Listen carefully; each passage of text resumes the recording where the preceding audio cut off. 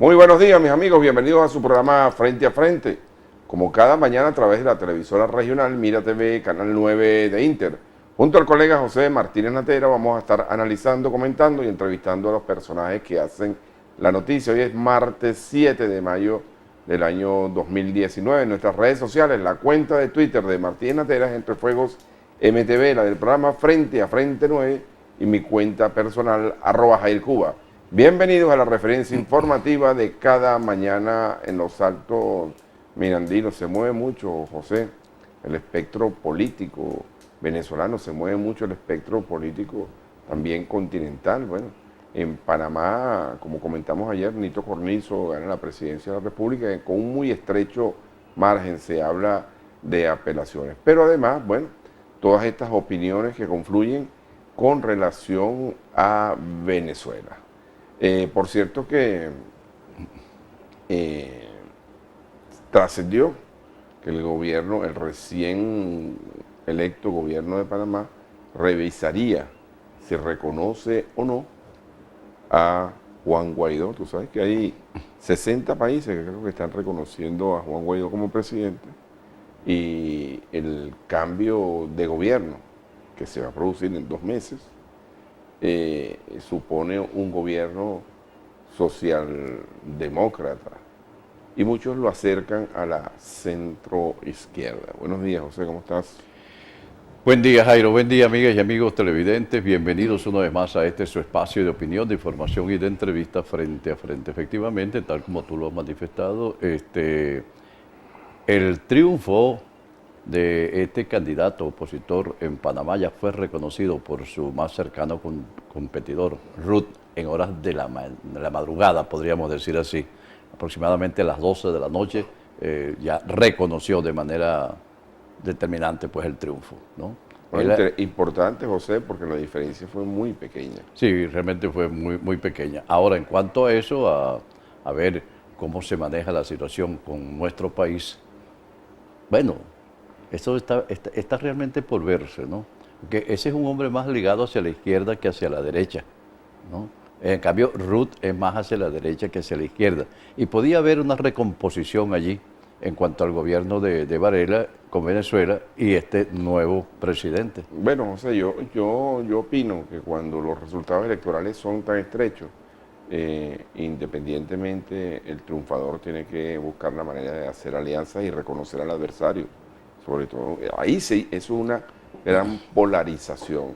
Rux representa la tendencia del expresidente Martinelli, que se encuentra detenido en una cárcel en la ciudad de Panamá, por lo que los panameños llaman las escuchas, es decir, la intervención de llamadas telefónicas, un delito grave, que también ocurrió en el gobierno de Álvaro Uribe, las famosas escuchas. Imagínate si aquí se condenaran esas famosas escuchas, ¿no?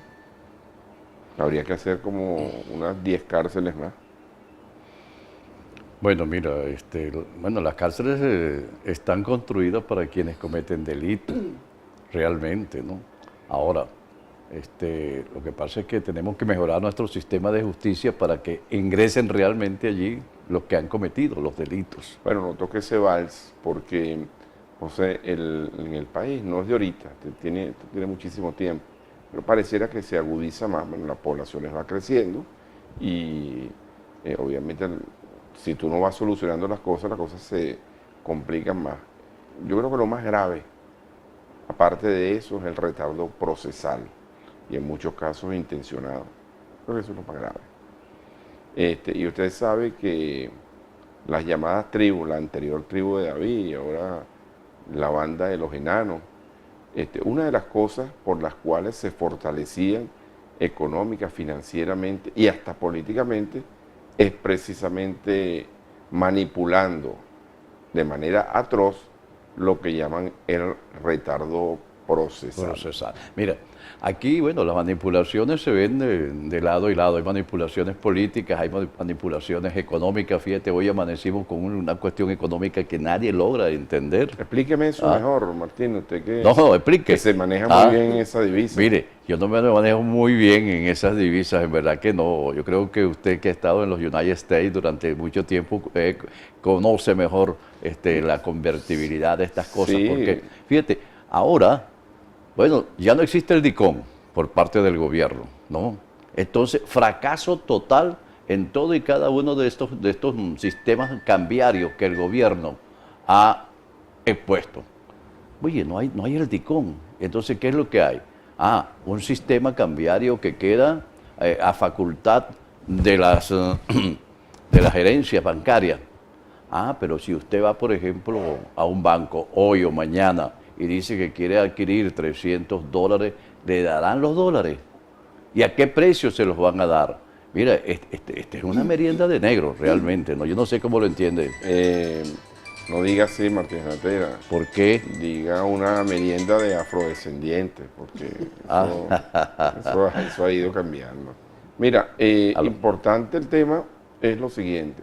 Ayer, cuando uno comienza a ver las redes sociales, por eso siempre recomendamos a la gente que tenga mucha prudencia a la hora de interpretar lo que nos dicen las redes sociales. Lo primero que se decía era que había quedado desmontado el control de cambio. Bueno, tácitamente quizás es así, al desaparecer el DICOM, pero parece que va a haber libre convertibilidad y que usted incluso en mesa de dinero, en la banca local, puede adquirir divisas. Pero prácticamente este país está dolarizado. Me parece que es una medida, el gobierno ha venido flexibilizando la política cambiaria, la ha venido flexibilizando. Pero en ninguna parte, fíjate tú cómo la gente interpreta las leyes, en ninguna parte, José, cuando se decidió no condenar el dólar como moneda de uso, en ninguna parte dice que se usa el dólar como moneda efectiva y de curso legal, y todo el mundo la usa normalmente, ¿no? Bueno, aquí en Venezuela nada se está haciendo desde el punto de vista económico, si no es a través del dólar. Bueno, será usted, porque yo lo que tengo en mi bolsillo son bolívares soberanos, y se los puedo enseñar. No, déjate de tontería, y tú sabes que es así. Tú sabes que es así. Se los puedo enseñar. Lo que sucede contigo es que tú cambias $100 casi todos los días, ¿me entiendes? Y no te alcanza para nada. ¿A usted le pasa eso? Y eso le pasa a todo el mundo. ¿A usted le pasa eso? Claro, pero yo no lo hago todos los días. $100 todos los días, Martínez, son $3.000. Bueno. Y usted tiene un buen presupuesto. De verdad que usted tiene un buen presupuesto. Bueno, hoy debería entonces brindar el desayuno. El desayuno son apenas $10. Mira, la situación, ¿verdad?, con esto del DICOM, a mí me preocupa porque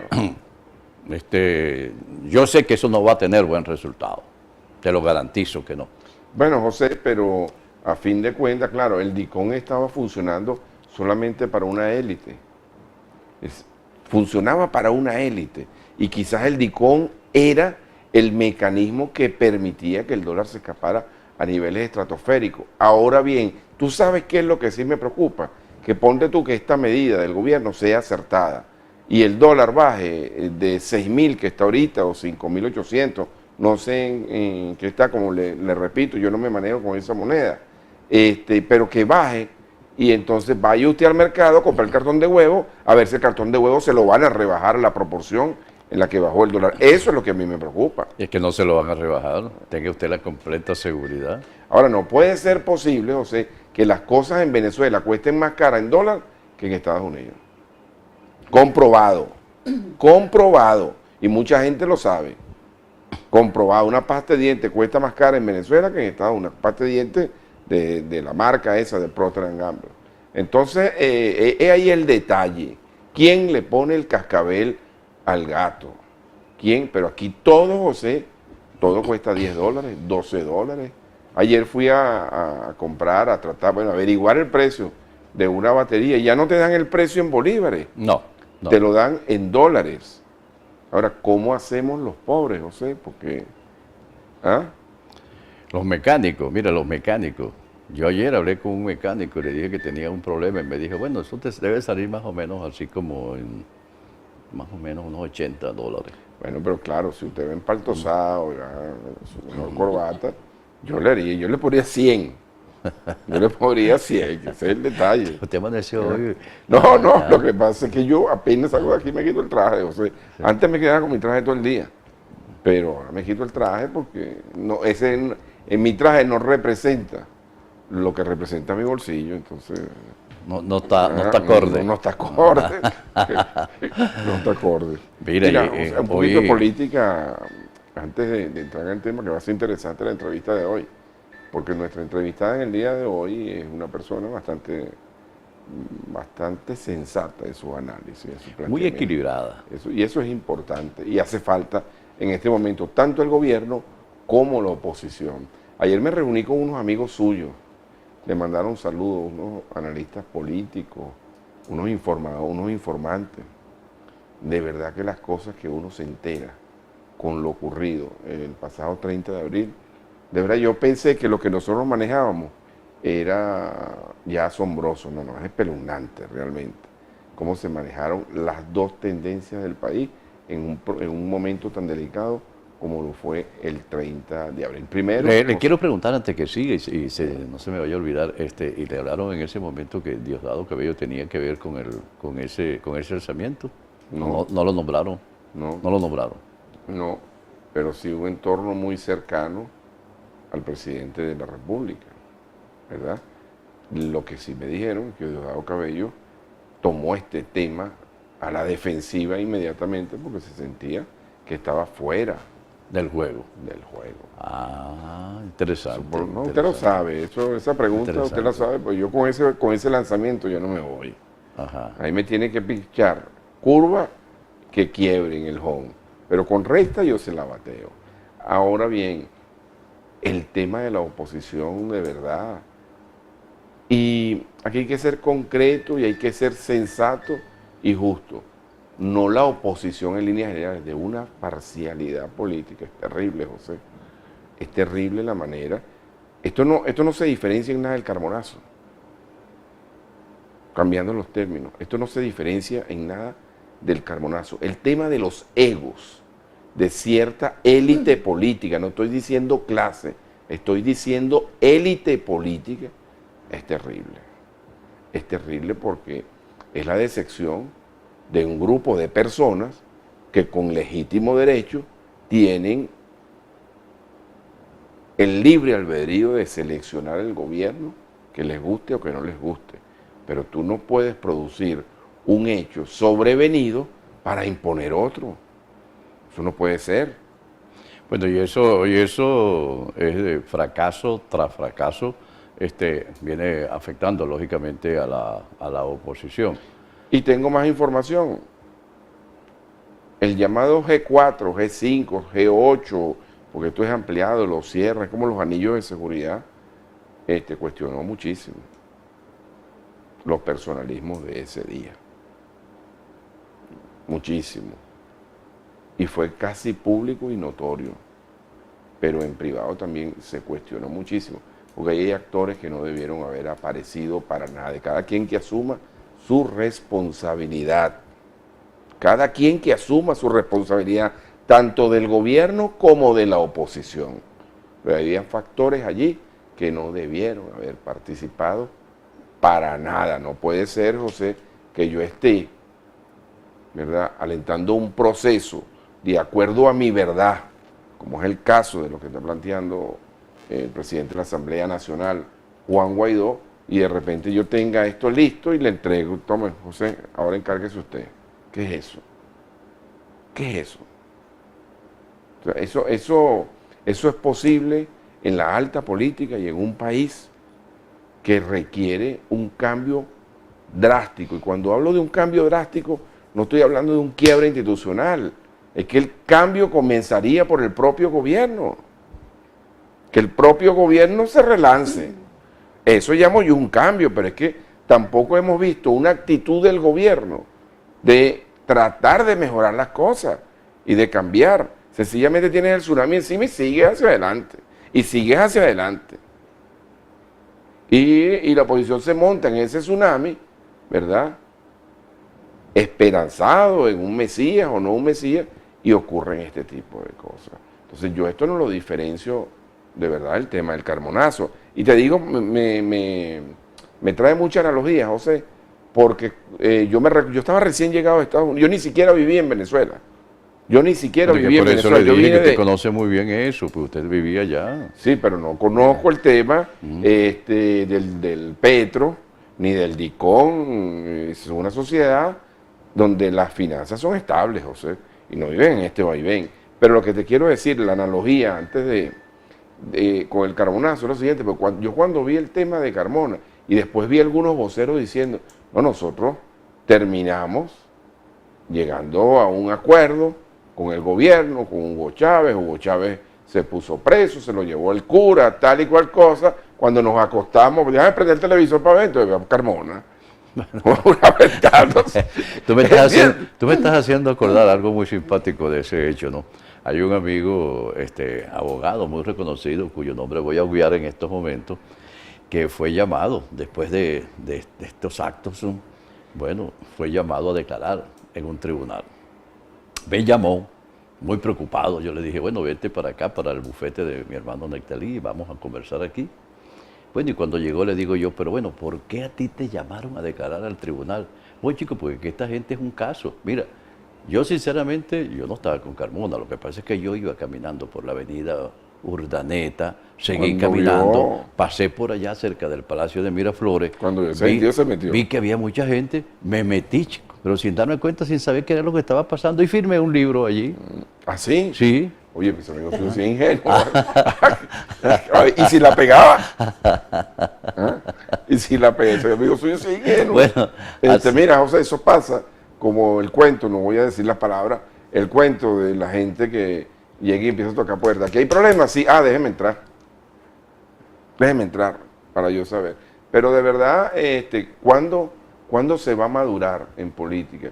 Yo creo que hace falta madurez política de los sectores que protagonizan la política en este país. Me refiero a gobierno y oposición. Ayer yo hice un comentario, ya para concluir con esto, ayer yo hice un comentario con un grupo de venezolanos, se les ocurrió suscribir un documento donde, como hay mucha gente y que ha sido nuestra posición final, un entendimiento, aquí Andrés Caleja fue más claro. No, yo no hablo ni de diálogo ni de entendimiento, hablo de negociación. Negociación. Bueno, a un grupo de gente se le ocurrió suscribir un documento solicitando salidas democráticas a esta crisis y le cayeron a palo, pues. Es decir, es lo que yo digo. Lo que tú digas, a mí no me importa. Así están las cosas en este país, a unos niveles de extremismo realmente. Por ejemplo, lo vuelvo a decir con toda responsabilidad, José, porque yo no tengo ataduras con nada. A mí me parece positivo el hecho de que el Grupo de Lima llame a Cuba a que se integre a las conversas. A mí me parece ampliamente positivo. Y es importante conocer qué está pensando Cuba y cuál es la posición de Cuba, cuál va a ser la posición de Cuba. Por cierto que Julio Borges desmintió ya que hubiese expresado lo que expresó. Esas son las cosas. No, pero espérate un momentico, pero es que ese señor no se manda solo. Bueno, pero él lo expresó. Él no se manda solo. Y ahora recogió el guante. Él fue, bueno, porque se cuidan de las redes, José. Porque se hace política a través de redes. Entonces mira, si lanzamos esto, vamos a ver. No, eso la gente no le va a gustar. Así es que se está manejando. No voy a ser tan irresponsable de decir que todo se maneja así, pero muchos políticos aquí lo miden por el teléfono. Sí. Y para que el señor Borges haya emitido esa opinión, no la del desmentido, fíjate, eso no lo conocía yo. Usted llega cuando usted profundiza, pero para Borges decir que se va a invitar a Cuba al Grupo de Lima, tiene que haber recibido una orden de su inmediato superior. Así veo yo las cosas. Bueno. Bien, amigas y amigos televidentes, en la mañana de hoy vamos a tener el placer de conversar con una invitada muy especial. Se trata de la doctora Judith Hernández, actual presidenta del Consejo Municipal de Huaycaipuro. Bienvenida, Judith. Buen día, ¿cómo estás? ¿Cómo está, presidenta? Oye, no, la última vez que vino Raza, ahora ya vino presidenta, ¿no? Sí. Excelente. Con mucha responsabilidad. Bueno, pero se me pasó decir que Judith es dirigente del Partido Socialista Unido de Venezuela también. Entonces he escuchado pues la introducción a este espacio, Judith, con mucha calma. Interesante. ¿Ah? ¿Qué muy opinas tú de la interesante. situación política nacional en la actualidad? Bueno, sí, mira, hay palabras que expresó Jairo, en las cuales, bueno, hay mucho de verdad, igual que en las que tú expresaste. Hay de todo, hay de todo. Entonces, aquí se están dando unos pasos que son sumamente importantes para el país y debe haber extrema responsabilidad en cada una de las palabras que se diga, porque de ello depende la tranquilidad y la paz de Venezuela. O sea, estamos hablando de algo muy importante, estamos hablando de la paz, que es fundamental para cualquier población en el mundo. Y nosotros estamos actualmente expuestos a situaciones bastante críticas porque tenemos un panorama nacional que ahora ha cruzado la frontera y ahora Venezuela se ha convertido en un problema de carácter internacional. Allí, en la parte internacional, hemos visto desde hace ya unos 5 o 6 años una intervención permanente por parte del gobierno de Estados Unidos en las políticas internas del país. Primero, bueno, con la declaratoria de Obama, que fue algo bastante fuerte, de que nuestro país era un problema para Estados Unidos porque podíamos hacer daño a su seguridad interna. Y posteriormente se fueron dando situaciones que se han agravado con el gobierno de Donald Trump. Donald Trump ha sido bastante directo, como es él, pues, él es una persona directa, y sus medidas que ha tomado contra el país, bueno, han hecho demasiado daño. Y en estos últimos 2 años ha sido terrible. Yo no voy a decir que todo el problema que tenemos es por las medidas económicas contra el país que ha hecho Estados Unidos, porque bueno, internamente hemos tenido bastantes problemas. Y aquí lo hemos conversado en este programa, el problema grave de la corrupción, que haciendo referencia a ello, pues nuestro presidente Hugo Chávez llegó precisamente a ese estadio en el país, consecuencia de, más que todo, la grave corrupción que existía en esos tiempos, en tiempos de la llamada Cuarta República. Y por eso emerge pues, Hugo Chávez como una esperanza para el país de enrumbar los caminos. Lamentablemente, y perdóname que lo interrumpa, pues una vez fallecido el presidente Hugo Chávez, y en mitad de gobierno de Hugo Chávez se presentaron ya problemas de corrupción muy graves. Ya se venían presentando problemas de corrupción ya en el mismo gobierno de Hugo Chávez, año 2010, se fue acentuando, 2011, y no hubo, pues, y hay que reconocerlo, no hubo la, vamos a decir, la direccionalidad fuerte para enfrentar y corregir esa situación, sino que se fue agravando con el tiempo hasta lo que tenemos hoy. Una situación de corrupción interna que nosotros debemos rectificar y debemos que el brazo de la justicia llegue a quienes se han apoderado de los dineros del país, que son los dineros del pueblo, y que consecuencia de ello, muchas de los beneficios y de los aportes y de los avances que hubiese podido desarrollar nuestro país se vieron truncados por esa gente corrupta, por esa gente que jugó con el destino del pueblo de Venezuela. Judith, me llama la atención, claro, tú has hecho un planteamiento que yo también estoy de acuerdo con él, pero me llama la atención lo que está sucediendo en Venezuela. ¿Cómo se reflexiona realmente? Recientemente el PSUV pues, hizo asambleas a nivel nacional sobre esto, sobre la reflexión que había que hacer sobre cómo poder mejorar la situación país, ¿no? Pero ¿cómo se reflexiona cuando vemos, por ejemplo, casos muy particulares de funcionarios policiales? Y esto lo voy a sacar así como con pinza, ¿no? Funcionarios policiales que llegan y detienen a una persona, ya sea en un vehículo o en una moto, por cualquier cosa es detenido, y entonces lo primero que le dicen es, bueno, no te vamos a pasar a la comisaría, no te vamos a pasar a fiscalía. Bueno, necesitamos que nos dejen 100, 200, 500, 600 dólares, ¿no? Eso forma parte de lo que estamos conversando, que es la corrupción. La corrupción ha llegado desde los niveles altos hasta los funcionarios, porque no los voy a llamar servidores públicos, hasta los funcionarios públicos, vamos a llamarlo de la más baja jerarquía, aplicando ese tipo de situaciones que realmente desmoralizan lo que viene a ser una idiosincrasia del pueblo venezolano de la lucha y el trabajo. Aquí voy a hablar de lo que es la anomia. Yo hacía un escrito en Aporrea que hablaba de la anomia. De verdad que la anomia, nosotros pudiéramos decir que estamos en una sociedad anómica porque aquí no se respeta nada.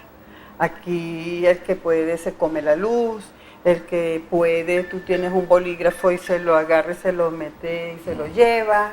O sea, hay una cantidad de situaciones en las cuales pudiésemos decir que tenemos que rescatar nuevamente esos valores de familia, esos valores, esos principios que son enseñados desde que uno nace, Entonces tenemos varias aristas, ¿no?, en la problemática que tenemos, fundamentalmente internamente la corrupción.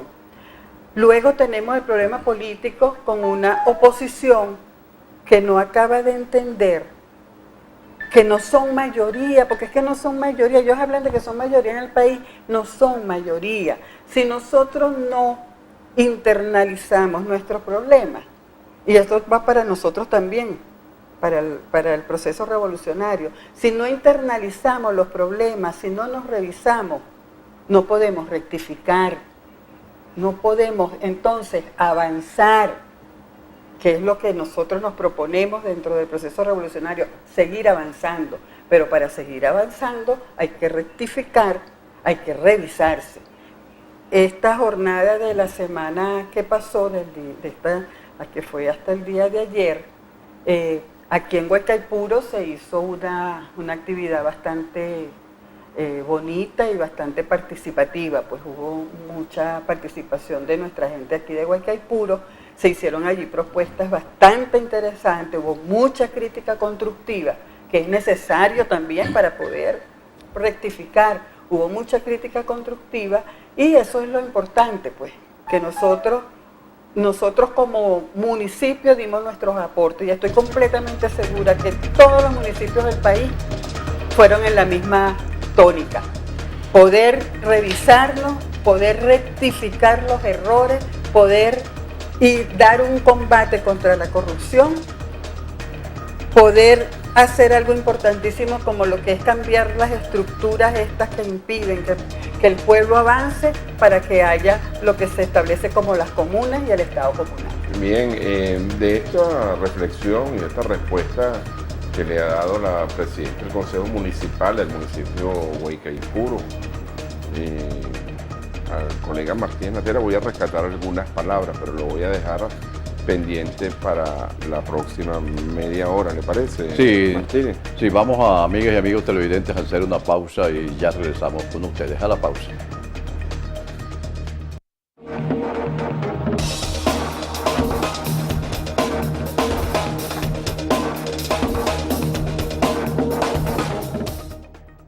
Ya de regreso, mis amigos, en su programa Frente a Frente, la referencia informativa de cada mañana en los Altos Pirandinos. Por cierto, esta entrevista usted la puede ver esta noche en la reposición y también la puede ver a través de nuestro canal YouTube, Jairo Cuba, y busca y ahí puede ver esta entrevista. Por cierto, José, me conseguí el día viernes a un amigo suyo, a Tellería. Ah, sí, el negro. Le mandó muchísimos saludos. Y estaba muy contento porque un sobrino de él le nombraron ministro de Alimentación. Ah, sí. Ahí le paso ese dato. No, pero está muy bien. Muy bien. Bueno, excelente, buena noticia, ¿no? No, excelente noticia, claro. Y mira, Mira, José, Jairo, tenemos mucha mensajería de texto, pero por allí me llamó un alto funcionario de nuestra Fuerza Armada que reside aquí, en la Macarena Sur, y me dijo, mira, lo que estamos pasando aquí en la Macarena Sur no tiene nombre, por favor, te lo decimos. Vemos aquí en casa el programa de ustedes todos los días, pero es que no han venido a recoger los desechos sólidos, no nos llega el agua, tenemos problemas de CanTV, de intercable. ¿Qué está pasando, Martínez Natera? ¿Lo vas a decir? Como no, le dije, bueno, mi coronel, allí tiene usted pues el planteamiento, vamos a ver si tenemos suerte en el día de hoy. Bueno, José, mira, yo quiero rescatar algunas palabras que ha dicho la concejal Judy Hernández la mañana de hoy. El tema de la corrupción, el tema de la rectificación. Pareciera que no hay voluntad política para ninguna de las dos cosas, porque no es que pareciera, es que lo estamos viendo. Hace 2 meses el presidente de la República le pidió la renuncia a todos sus ministros y no hemos visto ni siquiera si han habido cambios de emergencia, como el caso de el ministro de la Energía Eléctrica. La alimentación, es decir, no hubo un viraje y todos los gobiernos, o sea, absolutamente todos los gobiernos atraviesan por crisis, porque la gobernanza se complica, y más en estos tiempos.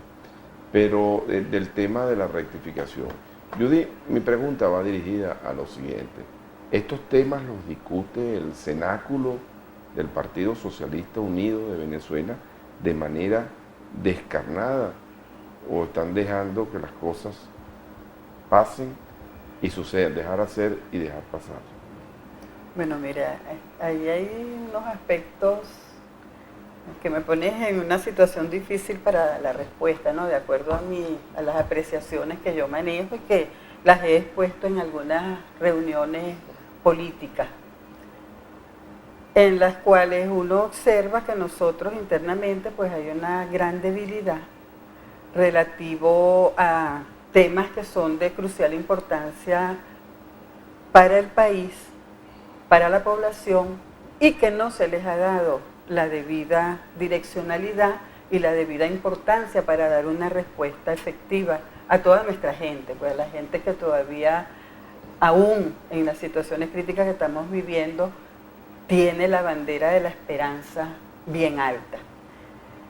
Allí, bueno, es la autocrítica y la crítica constructiva en la cual efectivamente en las distintas instancias de nuestro partido, y para ello precisamente vale la revisión para rectificar en este tipo de cosas que nos permita avanzar, pues no se ha, como dices tú, no se ha hecho una discusión descarnada de estas situaciones terribles que se vienen presentando, y fundamentalmente con algo que nos daña tanto como lo es la corrupción administrativa. Entonces de allí, bueno, nosotros debemos seguir desde abajo, como estamos nosotros, impulsando que se hagan las rectificaciones correspondientes. Claro, esto yo creo que lo que ha sucedido en estos últimos tiempos, nos lleva a todos, yo digo desde el presidente de la República, que también es el presidente del partido, pasando por el vicepresidente del partido, que es Diosdado Cabello, y todas las instancias que de aquí se derivan, en hacer una gran reflexión y establecer qué es verdaderamente lo que queremos y hacia dónde vamos. Entonces de allí parte que nosotros debamos rectificar y aplicar sencillamente esas 3 R's que siempre hablaba Hugo Chávez, las 3 R, la revisión, rectificación y reimpulso. Fíjate una cosa, a mí me parece que el planteamiento que tú estás haciendo es un planteamiento muy atinado, un planteamiento que más allá de ponerte en una situación incómoda, yo creo que todo lo contrario, genera una expectativa para dar un debate, porque la situación del país así lo demanda. Bien, Judy, pero fíjate un detalle, el tema del Grupo de Lima, ¿tú estás de acuerdo con que Cuba sea invitada? Porque si el señor Borges dijo que lo malinterpretaron, o que él no dijo eso, bueno, pero ahí está la genial idea, pues. Ahora, si él le tiene miedo al tema de las redes sociales, o su partido dijo, mira, nos estamos quemando con esto, pero claro, pues es que lamentablemente la política se está manejando así, José. Cuando tú eras diputado, eso no existía. O sea, tú te ibas por la calle del medio y punto. Claro. Y punto. Y el costo político siempre existió. El costo político lo tuvo Pérez, el costo político lo tuvo Chávez, todos los presidentes han tenido costo político. Está la grandeza del líder de sobreponerse al costo político. Como un gobernador me dijo a mí en una ocasión, mira, tienes que limpiar la playa. No, y me voy a tirar yo encima a los comerciantes. Imagínate tú, por el tema de la basura. Entonces el costo político siempre existe. Ahora bien, Judith, tú ves viable, tú ves saludable que Cuba puede incorporarse al Grupo de Lima, porque yo lo haría de esta manera. Bueno, ¿en qué andas tú? ¿Qué opinas tú de esto? Porque tú no me puedes esconder esta situación de crisis. Bueno, sí, fíjate, Cuba ha demostrado por muchísimos años ser un bastión de al menos de coraje y de lealtad, ¿no? Y de saber hacia dónde va. Y por eso se ha mantenido, y es un pueblo que, bueno, que ha seguido una ruta de construcción del socialismo, que por cierto no le gusta a Estados Unidos, así lo ha demostrado, casi 60 años en un bloqueo total que ha sido la isla, y sin embargo se ha mantenido. En eso debe tener también una lección en Estados Unidos de que cuáles son las consecuencias de los bloqueos, ¿no? Aquí voy a direccionarme un poquito hacia la parte, que ya estamos en la parte internacional, ¿no? ¿Cuáles han sido las consecuencias de esos bloqueos? Perdóname, bloqueo, sinónimo de censura, ¿o no? No, de todo. O sea, un bloqueo, el bloqueo que te aplica Estados Unidos, te aplica el bloqueo económico, el bloqueo financiero, bloqueo de la parte comunicacional, o sea, es un bloqueo general. En ese trance estamos nosotros en estos momentos. O sea, se intenta aplicar un bloqueo total para, como decía Obama, torcer el brazo del gobierno revolucionario para que se encaucen lo que ellos quieren. Es que aquí es donde está el problema. Y no ha habido un verdadero análisis de lo que es el pueblo venezolano. Y por eso todo ha fracasado. Porque meten al pueblo de Venezuela en un contexto, por ejemplo, en otros países que han ocurrido situaciones como Libia, Irak, Afganistán, que son países, bueno, que están ahorita pues consecuencia de una intervención militar internacional y sobre todo estadounidense que ha acabado con esos pueblos, y en estos momentos, pues, a pesar de todas las situaciones que han querido esos pueblos surgir, no han podido. Pero eso cambia con Venezuela, con el pueblo venezolano. En cuanto a Cuba, Cuba sería, yo pienso en lo particular y creo sinceramente que es así, que Cuba daría muy buenos aportes a ese llamado Grupo de Lima. Ok, mira. Si es respetado realmente esa voz de la moralidad y esa voz ética que es Cuba y su pueblo. Mira, Judith, yo he sacado aquí dos informaciones. Una por parte de Meganalysis. Meganalysis es una encuestadora. Casualmente estoy bajando la encuesta. Donde habla de que 89.7% Casualmente estoy bajando esa encuesta. de los venezolanos considera que viven un genocidio y que se necesita la ayuda militar y no creen en diálogo. ¿Tu opinión? Fíjate, ahí, bueno, habría que ver de dónde hicieron esa encuesta, ¿no? Porque yo sí pienso que el pueblo de Venezuela siempre ha levantado la bandera de la paz, así como levanta la bandera de la esperanza, y no cree, si tú no confías en el diálogo, si tú no confías en esos mecanismos que son precisamente los mecanismos internacionales que se utilizan para resolver problemáticas a nivel mundial, estamos hablando, entonces ¿en qué crees? Porque esa expresión es la misma expresión de Guaidó. Guaidó dice, yo no voy al diálogo, ya se acabó el momento del diálogo. Entonces, ¿qué viene después del diálogo? ¿Qué viene? La debacle, la violencia la intervención extranjera, pues nosotros no queremos eso. Yo creo que nadie quiere para el país una intervención extranjera que supone yo solamente le digo a la gente que está pidiendo una intervención extranjera que revisen, y ahora tenemos mecanismos muy, muy rápidos para obtener información, que revisen la situación de Libia, que era uno de los países con mayor calidad de vida en el mundo, que revisen Libia y que hoy es, lamentablemente, un gran problema para sus propios connacionales. Entonces, que revisen a Libia, revisen lo ocurrido en Irak, que revisen incluyendo Siria, qué ha pasado en Siria.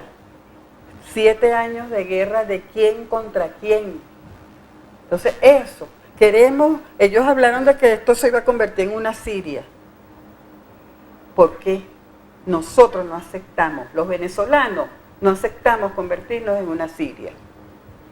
Así de sencillo. Mira, y aunque Siria ha sido un pueblo con un gobierno que ha resistido los embates de mercenarios, de la OTAN, bueno, de una cantidad de situaciones internacionales que ha promovido Estados Unidos contra ese país.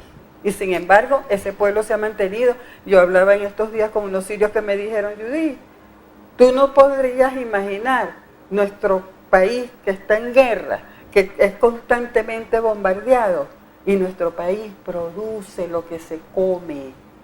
En mi país no hay desnutrición, la gente come, y lo que tú ves que pasan es eso, la gente está trabajando, la gente está produciendo, aún con los bombardeos. Entonces es un pueblo noble, un pueblo que es interesante, pero que no merece lo que está ocurriendo. Pero te dio también una gran lección, ¿no? Porque hizo una relación con lo que está pasando en el país. Bueno, ¿no? eso para allá iba nosotros, por situaciones que tenemos que corregir, que caímos, porque es que todo, cuando tú todo lo buscas, esto va hacia la corrupción y hacia el facilismo. Nuestro país producía, y yo se lo digo cuando me corresponde hablar con grupos nuestros formándose o que estamos haciendo una conversa, nosotros teníamos producción de maíz y arroz. Inclusive había una parte, un remanente de arroz, yo creo que hasta el año 2009, 2010 con Hugo Chávez, que teníamos un excedente de arroz que exportábamos, pero producíamos todo el arroz. Llegó un momento en que aquello, bueno, varió por intereses de grupos que se enquistaron en nuestro gobierno y cambiaron la tónica por la importación, que era más fácil, más viable y para algunos un gran negocio. Entonces eso es lo que nos ha dañado y eso tenemos que decirlo para poder rectificar y poder avanzar en nuestro proceso revolucionario. Ahora mira, Judy, tú hablabas del tema de lo del diálogo. Guaidó ha dicho que no hay diálogo. Bueno, fíjate tú que en eso yo coincido. ¿Por qué coincido? Porque nunca se descarta el diálogo, pero es que estamos en una circunstancia donde hay que tener soluciones concretas. ¿De qué se queja la oposición? De que las veces que ha habido diálogo, el gobierno le ha dado largas al asunto y al final nunca se llega a un entendimiento. Se queda en algo en la reunión, en la mesa, y después sale Rodríguez con una hoja distinta para que la firme. Un diálogo es de dos. Por supuesto. Un diálogo es mínimo dos.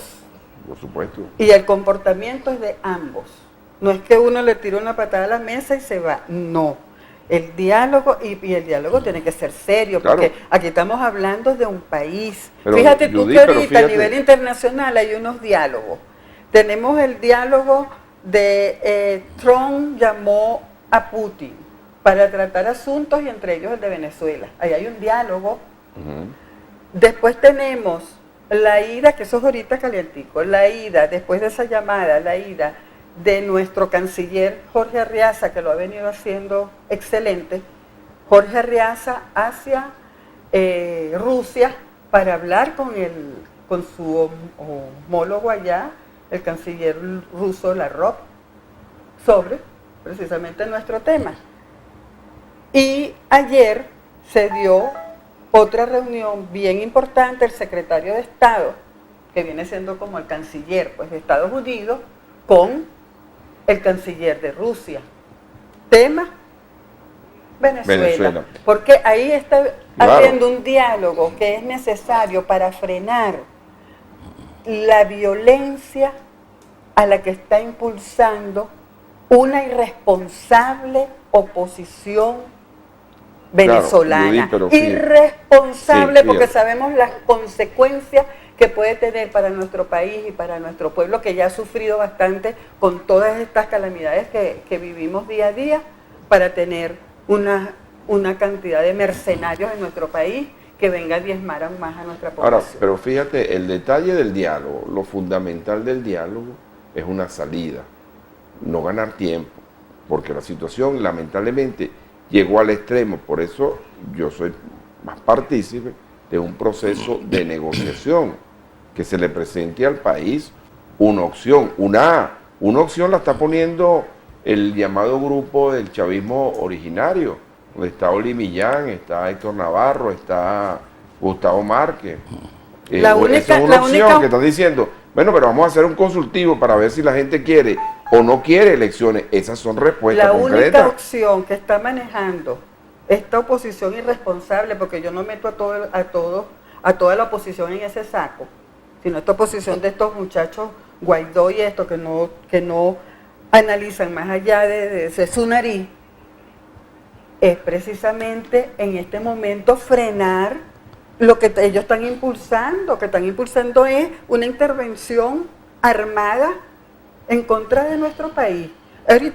Ahorita lo primordial, y en eso están trabajando los altos líderes mundiales para frenar eso.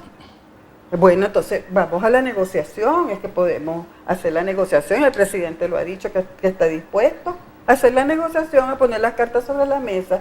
Lo que pasa es que se manejan intereses. ¿Y no te gusta la tesis del consultivo? Intereses de grupos, óyeme, intereses económicos, intereses de grupos. El consultivo pudiera ser, pero el consultivo tendría que ir sobre algunas bases que sean realmente, que den respuesta. El consultivo, que voy a consultar, que voy a consultar. ¿Estás de acuerdo en hacer elecciones nuevamente? ¿Sí o no? Punto. Así de sencillo. Sí, pero no es tan sencillo. No es tan sencillo, porque ahí hay otras variables. Ahí hay otras variables. Entonces después viene, bueno, que tenemos primero, antes de hacer unas elecciones... ¿Tranquilizaría al país? Fíjate, antes de hacer no es solamente tranquilizar al país, porque yo puedo tranquilizar al país por un día o por 10 días, a lo mejor de repente lo tranquilizo por un año, pero el problema latente está allí. Entonces nosotros ese problema tenemos que definitivamente darle respuesta, que sea una respuesta, porque no estamos hablando de cualquier cosa, no estamos hablando de que voy a cambiar celular, sino que estamos hablando del país, estamos hablando del Estado-Nación, que además lo quieren destruir por las riquezas que tenemos, por las grandes riquezas que tenemos. Entonces, el Estado-Nación es algo muy importante, nuestra población es fundamental, y sobre esa base nosotros tenemos que dar respuesta. No pueden ser respuestas que a mí se me ocurran, tienen que ser una respuesta que sean verdaderamente soluciones a los problemas. Entonces pasa, ¿qué quiero yo para mi país? ¿Cuál es la problemática fundamental? Yo pienso que en esta parte es la economía, lo fundamental es la economía. ¿Qué aportes ha hecho la oposición? El presidente no ha cambiado Espérate un momento. ¿Qué aportes le ha presentado la oposición al mismo gobierno para coadyuvar en la problemática económica? No oye a nadie, Judith, no oye ni a su partido. Pero no justifique.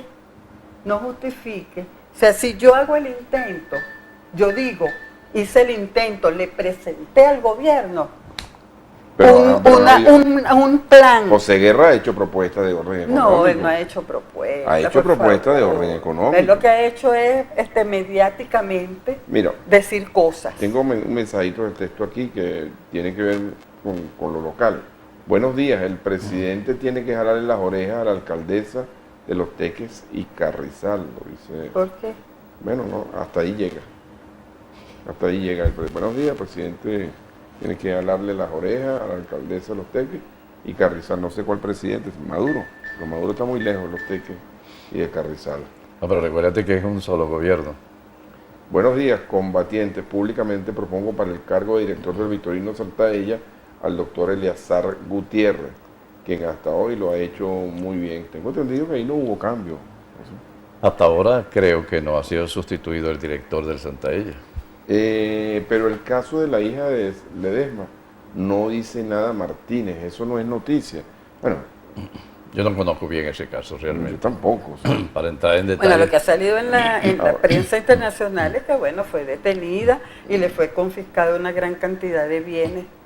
Ella tendrá que decir de dónde lo sacó. Pero eso también, eso a veces hasta contribuye al desvío de la información, ¿no? Sí. Porque ahorita estamos Sí, en el porque hay tema. cosas, pero es que han salido informaciones de personas que estuvieron en el alto gobierno venezolano que les han confiscado bienes y eso ha sido noticia en el país.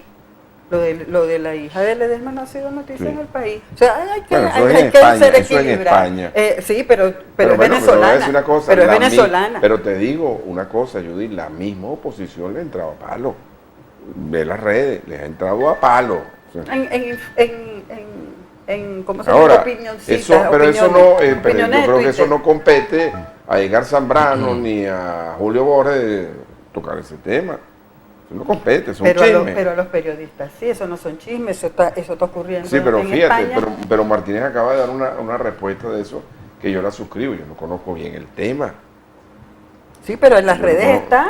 sí, pero de las redes todo Lee- lo que... lee ABC, sí, mi amor, pero lee todo los lo que periódicos. sale en las redes Sí, pero no es fidedigno. Lea los periódicos, no los es periódicos fidedigno. de España, Ahora, la a mí me ABC. gustaría tener el expediente, pero fíjate, eso pasa igualito que con la nacionalidad del presidente. Aquí ni Martínez ni yo nunca hemos hablado de ese tema. Nunca hemos hablado de ese tema. A mí me parece que es absolutamente innecesario Porque nadie tocar saca ese nada, tema. porque nadie tiene No, pruebas han sacado de nada. cosas, a lo mejor son mentiras, son verdad, pero a mí me parece que tomarse 5 minutos de un programa para eso, me parece que no es necesario. No, sí, no es necesario. Me parece que no es necesario. Bueno, pero fíjate, importante es esto, ¿no? Hoy en la propuesta del orden del día en la Asamblea Nacional tiene como punto número 1 un proyecto de acuerdo de respaldo a la reincorporación de Venezuela al TIAR. El TIAR es el Tratado Interamericano de Asistencia Recíproca para la defensa de la soberanía, la Constitución y el pueblo de Venezuela. El TIAR. Mira lo que dice aquí, esto es lo importante, ¿no? Si el Hay que tiempo tener de eso su va versión. encaminado, todo eso va encaminado a un mismo fin. La intervención de la bota extranjera en el país. Todo eso va encaminado a Lo saqué justamente para que nos dieras una explicación sobre el TIAR. Porque Mira. hablar del TIAR es como hablar del artículo O del Tratado de Libre Comercio. del Tratado de Libre Comercio, ¿no? El TLC. No, pero no, también no, detrás porque del esto es militar. Claro, militar, pero también va a venir un acuerdo con el TLC. También va a venir. Sí, pero ya eso es acuerdo, más- acuerdo que Chávez descartó de plano. Buen día. Lo del martes fue una trampa igual que la del 2001 tramada por Chávez y igualita a lo que hizo Correa en Ecuador. Tú sabes que se habló mucho, José, en aquel tiempo, en el 2002. A mí incluso me llamaron de una emisora extranjera para entrevistarme si eso había sido un autogolpe, ¿no? De todo se dice. Porque todo el mundo opina y todo el mundo sabe. En el Guaidó momento. se dio un autogolpe. No, en el caso del gobierno. En el caso del Pero gobierno. que va a utilizar No, a no, no. Guaidó para hacerse No, un no, golpe, no, por favor. Te digo, es una versión que una persona puso aquí, que lo que pasó fue lo mismo que hizo Chávez en el 2002, cosa que yo no coincido. El mismo Guaidó dijo que hubo gente que no se plegaron. que no cumplieron, fueron sus palabras, que no eso cumplieron. tiene que ver por la misma contradicción de la oposición y fue parte del comentario que hicimos cuando comenzamos. Y parte de que eso... aparecieron actores allí, actores que no tenían por qué aparecer. Y también hubo pagos que no se hicieron, porque entonces tienen la mala costumbre, cónchale, de verdad. Porque ahí es donde yo digo, cónchale, si nosotros que estamos luchando por las mayorías del pueblo, el bienestar, y bueno, tenemos esos casos de corrupción que tenemos que darle duro a la corrupción, porque impide que nosotros avancemos.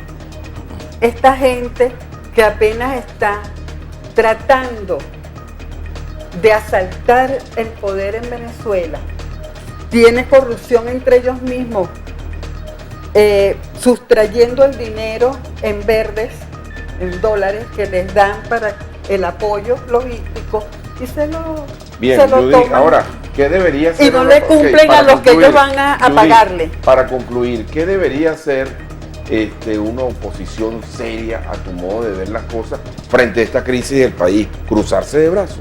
No, definitivamente no. Pero aquí hay vocerías respetables en la oposición y que han dado muestras y han estado en la prensa, en la radio y la televisión. Ahí tenemos a Eduardo Fernández, tenemos a Claudio Fermín, o sea, son voces que además son respetables.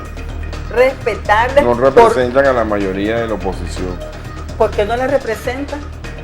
Bueno, la voz del pueblo es la voz de Dios. Estoy tomando las palabras de Chávez. ¿Cuál es la voz del pueblo? La voz del pueblo. Las mayorías, Judith. Pero fíjate, la voz del pueblo sería en ese caso... No, las mayorías. Yo me refiero a la mayoría del país. Esos dos partidos, Voluntad Popular, esos partidos que no tienen en este momento. Judith, porque esos partidos no tienen un nivel de aceptación importante. Yo me refiero a la mayoría. Los partidos políticos. ¿Cuál es la mayoría? La mayoría del país, Judith. Pero la mayoría del país es chavista. Cuando tú pulsas la opinión de la gente te dice que hay un rechazo altísimo contra el presidente. Eso no lo podemos soslayar. La mayoría del país es chavista. Y rechaza al presidente, de paso. Fíjate, una gran mayoría del chavismo respalda al presidente. Esto está harto demostrado. Nos tenemos que ir, Judith. Nos tenemos que ir. Buenísima la entrevista. Yo quería tocar contigo los temas locales también, pero para un próximo programa. Dirigente, de verdad que a mí me ha parecido que tu exposición aquí ha sido muy valiente, muy sensata, indistintamente de que hayan criterios encontrados, pero bueno, esa es la libertad de expresión por lo que tenemos que luchar día a día. Con eso me despido. Bien, gracias a la doctora Judith Hernández de haber aceptado la invitación. La verdad es que la vamos a tener próximamente por aquí, pero vamos a tocar la parte de la gestión político-administrativa en su carácter de presidenta del Consejo Municipal. ¿Okay? Muchísimas gracias y un abrazo a toda la audiencia. Bien, antes de despedirnos, bueno, por aquí te reporta Ricardo Fiori con cuanto al problema de la Panamericana, los teques tejería. Es para una pregunta para la invitada, no hay tiempo para ello. Bien, amigas y amigos televidentes, de esta manera llegamos al final de su espacio de opinión, de información y de entrevista frente a frente. La invitación para mañana, cuando a partir de las 7 de la mañana estaremos con un programa similar. Que pasen todas y todos un feliz día y cuídense mucho. Los queremos vivos. Hasta mañana. Este programa llegó a ustedes por cortesía de Inversiones de 0 a 100 kilómetros. Le damos vida a su vehículo. Servigaraje 58, los especialistas en 4x4 y todo tipo y marca de vehículos. Relojería San Antonio, la mejor opción para tus prendas. Su Renault debe estar en las manos de verdaderos especialistas Renault. JJIC Motos, carretera Panamericana, kilómetro 14, sector Llaneros.